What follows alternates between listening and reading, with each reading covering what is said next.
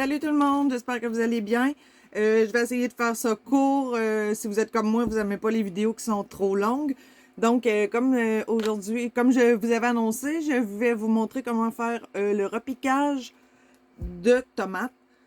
Alors, ici, vous voyez mes tomates qui sont quand même bien poussées.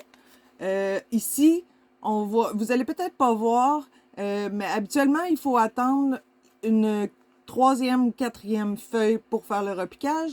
Moi, je trouve qu'ils ont quand même une bonne hauteur. Je veux les repiquer tout de suite. Habituellement, vous prenez, aussitôt qu'il y a une troisième feuille, vous pouvez repiquer.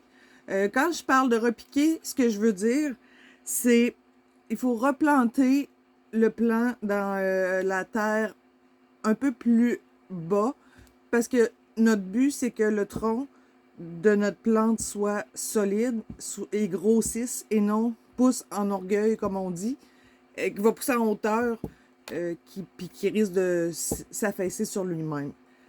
Ici, moi, ce que j'ai fait, premièrement, vous prenez un contenant, n'importe lequel, regardez, ça peut être des crêtes de bœuf haché, de poulet, peu importe.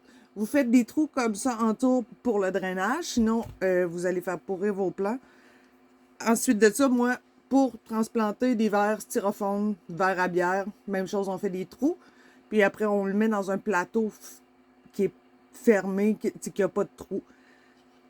Fait que ce qu'on fait, je vous le montre ici. Attendez, on va baisser la caméra un peu. Voilà. Donc, avec un stylo, ce que je fais, jamais prendre par ici les feuilles.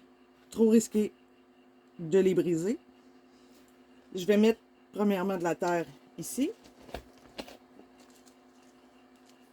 Vous en mettez à peu près comme ça. Quand on dit tasser la terre, là, c'est pas l'écraser là, complètement. C'est vraiment faire 2-3 petits coups comme ça. Pour. Sinon, votre graine, votre plant, quand vous allez le planter, il pousse. Il va avoir de la misère à faire ses racines parce que vous allez avoir trop tapé la terre. Ma terre, c'est de la Promix d'empotage.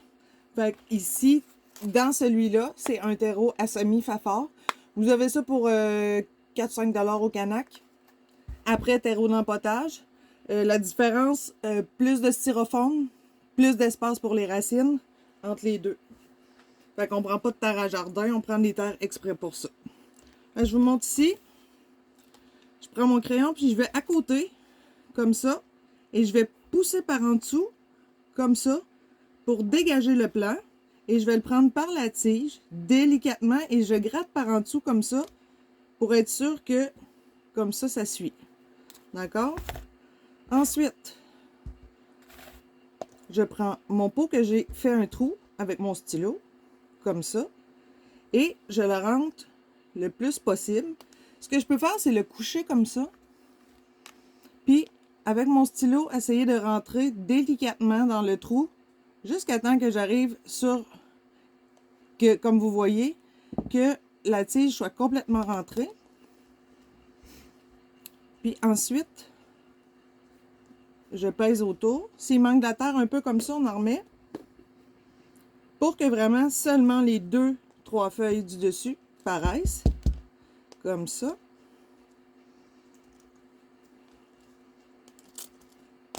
Moi, mon contenant est un peu gros. Habituellement, j'aurais repiqué dans un peu plus petit.